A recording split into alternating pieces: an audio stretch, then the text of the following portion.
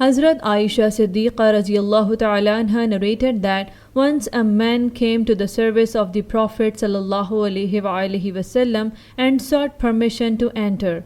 The Prophet sallallahu alaihi wasallam granted him permission.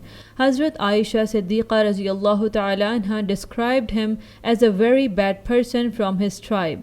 When he entered, the Prophet ﷺ spoke to him gently.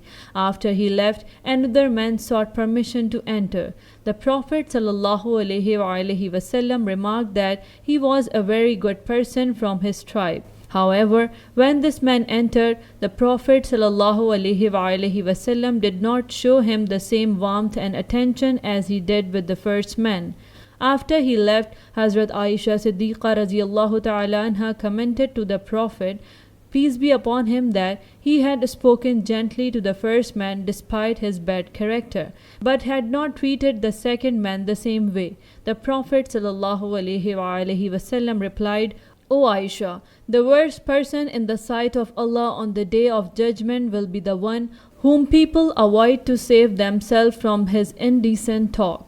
Musnad Ahmad Hadith number 24137.